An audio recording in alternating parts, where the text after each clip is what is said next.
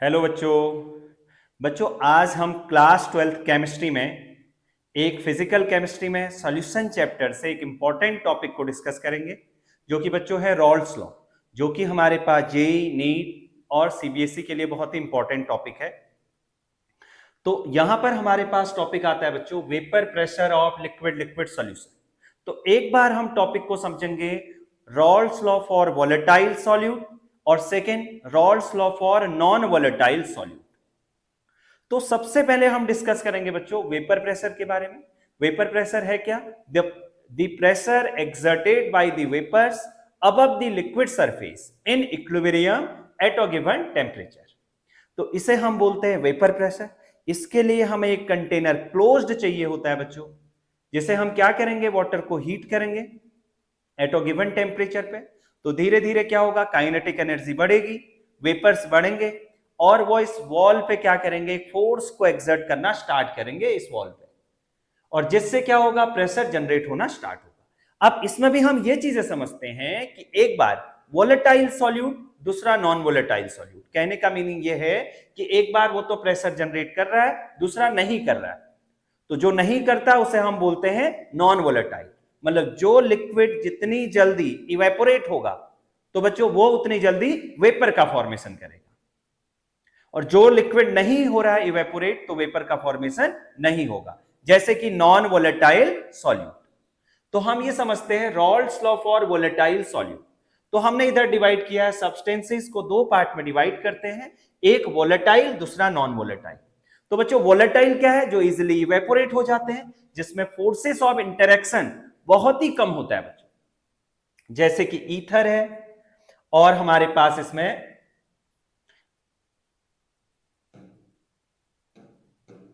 Ether हमारे पास है, acetone हमारे पास है, वाटर हमारे पास है, ये सब वोलेटाइल होते हैं। सेकेंड नंबर जो हमारी एनसीईआरटी में इंक्लूड है बच्चे, बहुत सारे होते हैं नॉन वोलेटाइल। तो अभी जो हमारे एनसीईआरटी में सबसे ज्यादा डिस्कस किया है ग्लूकोज, यूरिया और सुक्रोज, ये सब नॉन वोलेटाइल सॉल्यूट है।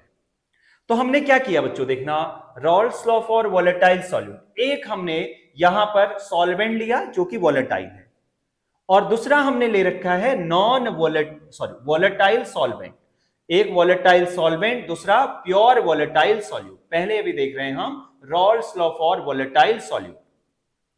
तो बच्चों हमारे पास कंटेनर क्या होना चाहिए, क्लोज्ड होना चाहिए। ए हमने इसमें पार्टिकल ले लिए ए। तो यहां पर क्या हमारे पास जो इसका प्रेशर बन रहा होगा वो क्या है, हमारे पास पीए नॉट है। पीए नॉट क्या डिनोट कर रहा है, vapour pressure of pure solvent. Second number volatile solute है, ये भी वेपर प्रेशर को फॉर्म कर रहा है, पीबी नॉट, तो vapour pressure of volatile solute. तो बच्चों हम दोनों को मिलाते हैं तो एक सॉल्यूशन बनता है जिसमें वोलेटाइल सॉल्वेंट और वोलेटाइल सॉल्यूट होते हैं।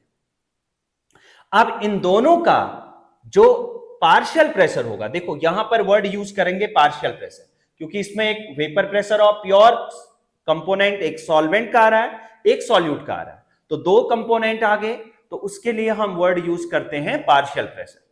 तो यहां पर क्या आएगा, पार्शियल प्रेशर ऑफ सॉल्यूशन। तो ए का कुछ होगा, बी का कुछ होगा।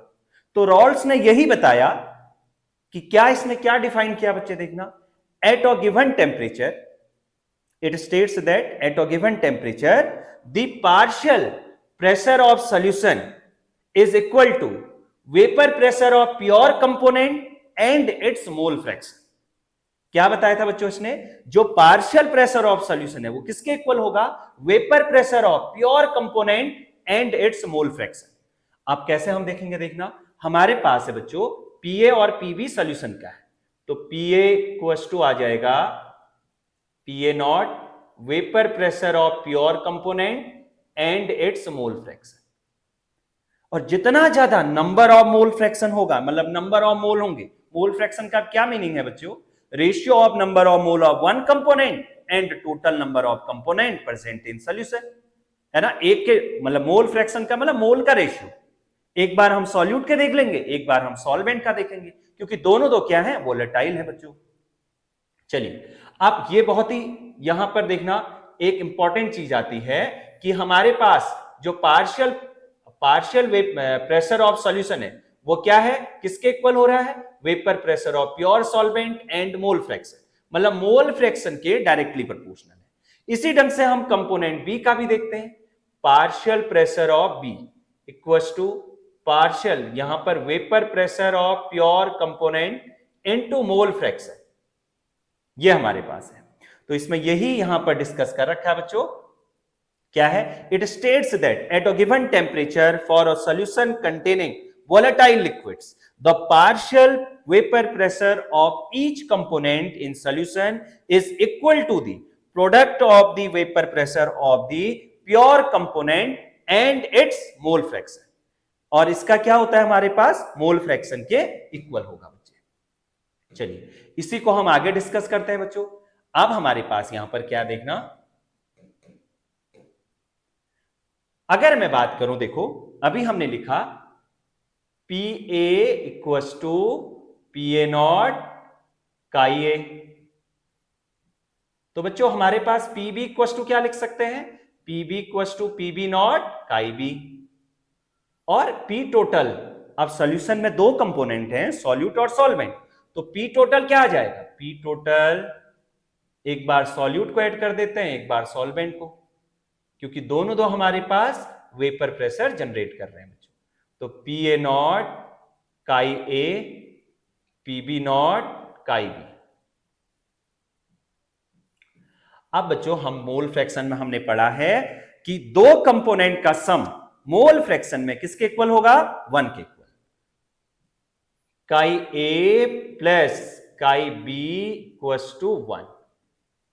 तो अब काई ए की वैल्यू को फाइंड कर लेते हैं बच्चों, तो 1 माइनस काई बी, तो यहां से क्या आएगा, काई बी की यहां पर पुट करते हैं बच्चों, पी ए नॉट और 1 माइनस काई बी, पी बी नॉट और काई बी, तो यह आ जाएगा बच्चों P A naught minus P A not chi B plus P B not chi B.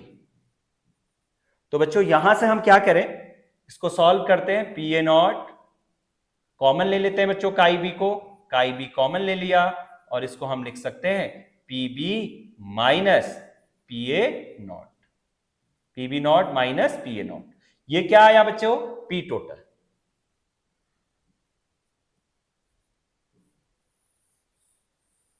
ये हमारे पास इन दोनों के बीच में एक रिलेशन आ गया।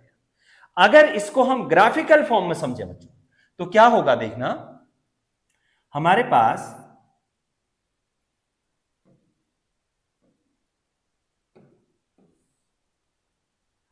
इसमें क्या है देखना,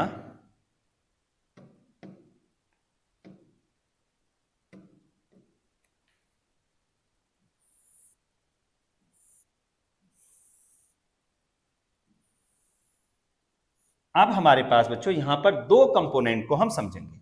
दो कंपोनेंट क्या क्या है हमारे पास देखना, यहां पर है vapour pressure versus mole fraction, mole fraction, ठीक है बच्चों।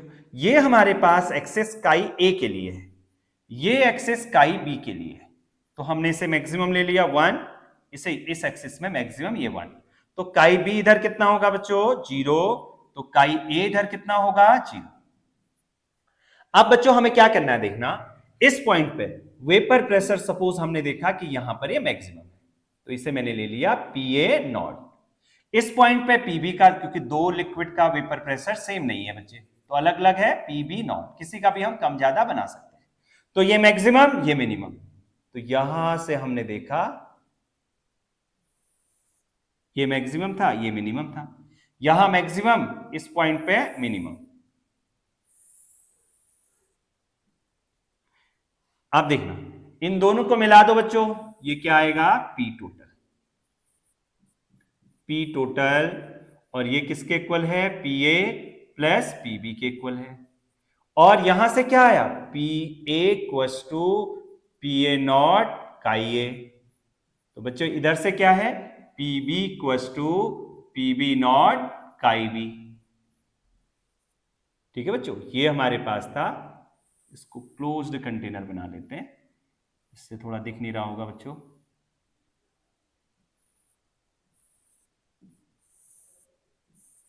ठीक है बच्चों, ये हमारे पास हो गया इसका स्लोप। ये किसका था? Rawls law for volatile solute. अब हम देखेंगे बच्चों इसी में आगे next number Rawls law for non volatile solute. चलिए अब टॉपिक आ जाता है बच्चे vapour pressure of solution of solid in liquid. अब क्या करना है हमें देखना। अब इसमें क्या है? Vapour pressure of solution of solid in liquid, Rawls law for non volatile solute. Non volatile solute है तो वेपर प्रेशर बनेगा नहीं बच्चों। देखो वोलेटाइल सॉल्वेंट था, इसने वेपर का फॉर्मेशन किया, तो यहां पर क्या लिखेंगे? PA not vapour pressure of pure solvent. B कोई भी वेपर प्रेशर का फॉर्मेशन नहीं कर रहा है। दोनों को मिला के हमने एक सॉल्यूशन बनाया जिसमें ए है, बी है, ए है, बी है। तो बच्चों ए तो वोलेटाइल है, वेपर प्रेशर का फॉर्मेशन करेगा, लेकिन बी नहीं कर रहा है। तो बी क्या कर रहा है? बी ये कर रहा है बच्चों कि इसके पाथ को रोक रहा है। सपोज ये हमारी पहली लेयर है, फिर हमारे पास दूसरी लेयर ऐसी बनी A B A B A B A B. तो ये क्या कर रहा है? एक स्टेरिक हिंड्रेंस की तरह काम कर रहा है बच्चे। हिंड्रेंस का मतलब क्या हो गया? रोक रहा है। ये ए यहां से इवेपोरेट हुआ, बी पार्टिकल इसमें रह गया। बी पार्टिकल क्या कर रहा है? सेकंड वाला जो ए है ना, उसे रोकने की कोशिश कर रहा है। माना सपोज ऐसे समझिए जैसे एक रूम में आप बैठे हुए हैं और एक बच्चा डोर पे खड़ा हो गया और आप जा रहे हैं, तो वह बच्चा वहीं पर खड़ा है। तो देखो दूसरे बच्चे के लिए क्या कर रहा है? हिंड्रेंस की तरह काम कर रहा है, मतलब उस बच्चे को रोक रहा है। तो वही यहां पर भी हो रहा है, मतलब ए तो यहां से इवेपोरेट हो रहा है, बी जो है इवेपोरेट नहीं हो रहा है। तो नीचे वाले पार्टिकल के लिए क्या कर रहा होगा? एक स्टेरिक हिंड्रेंस की तरह काम कर रहा है। तो कहने का मतलब यह है कि यहां पर तो पूरा का पूरा प्योर लिक्विड था, वेपर प्रेशर बन रहा था। सॉल्यूशन में आके कुछ वेपर प्रेशर जो है ए के सॉल्वेंट के कंपैरिजन में कम हो गया।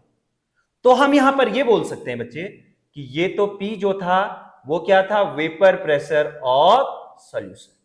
ध्यान से समझिएगा बच्चों इसको, वेपर प्रेशर ऑफ सॉल्यूशन। तो क्या आएगा? P less than PA not. यहां पर हम क्या लिख सकते हैं? P less than PA not. कहने का मतलब है कि वेपर प्रेशर ऑफ सॉल्यूशन कम हो जाएगा, किससे? Vapour pressure of pure solvent. क्यों हुआ?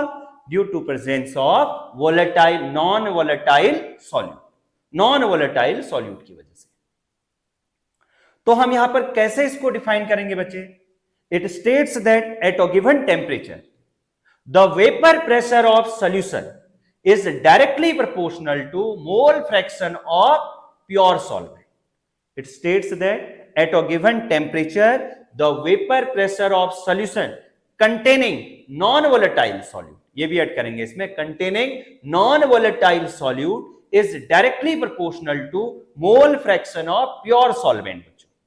मोल फ्रैक्शन ऑफ प्योर सॉल्वेंट। तो बच्चों इसमें हमने यही किया है, eight a given temperature the vapour pressure of solution containing non-volatile solute is directly proportional to the mole fraction of the solvent या pure solvent। तो हम यहां से क्या बोल सकते हैं बच्चों? देखना, यहां से हम बोल सकते हैं P जो वेपर प्रेशर ऑफ सॉल्यूशन है वो किसके डायरेक्टली प्रोपोर्शनल है? Mole fraction of pure solvent. ये है mole fraction of pure solvent.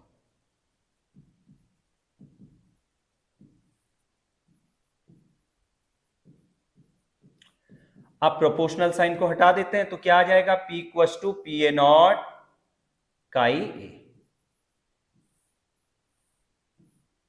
तो बच्चे यहीं पर हम एक स्लोप देखेंगे। यहां पर स्लोप क्या करते हैं? देखो y एक्सिस पे P है, y इक्वल्स टू क्या आ जाएगा? mx। y क्या है हमारे पास? P है बच्चों। यहां पर एक स्लोप बना लेते हैं बच्चों। ये हमारे पास है y एक्सिस, ये हमारे पास है x एक्सिस। y एक्सिस में क्या है? P है, वेपर, ये क्या है हमारे पास? Vapour pressure of solution. और काई ये क्या है यहां पर? मोल फ्रैक्शन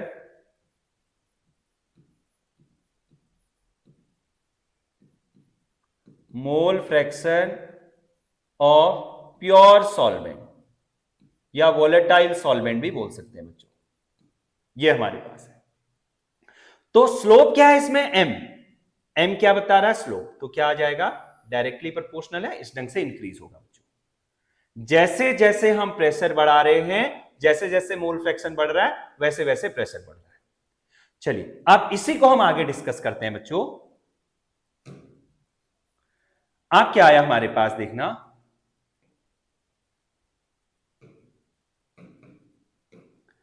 अब यहां से हमें पता चल गया P equals to PA not chi A,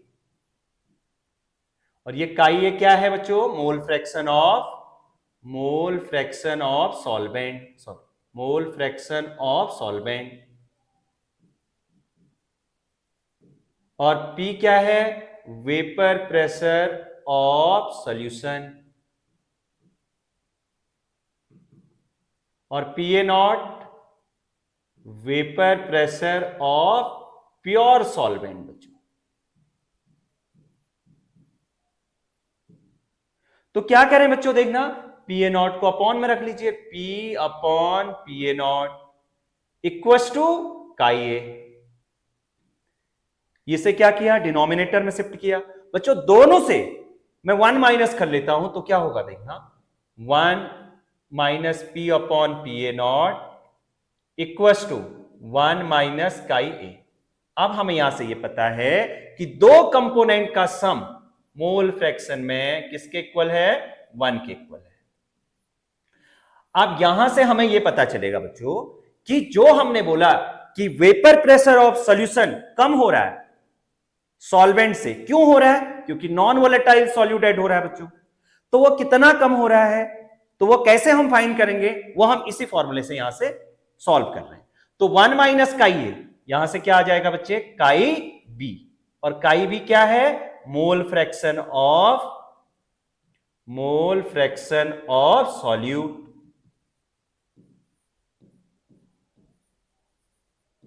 और इसका हमने एलसीएम ले लिया बच्चों, PA not minus P upon PA not. तो ये क्या है हमारे पास, PA नॉट मतलब प्योर में से सॉल्यूशन का माइनस कर दिया, तो इसी को हम बोलते हैं लोअरिंग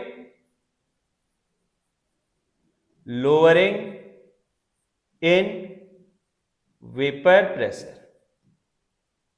और यहां से क्या हुआ, दोनों को, इन दोनों के रेशियो को हम क्या नेम बोलेंगे, इसे नेम देते हैं बच्चे relative lowering in vapour pressure. इसे क्या नेम देंगे बच्चों, relative lowering in vapour pressure.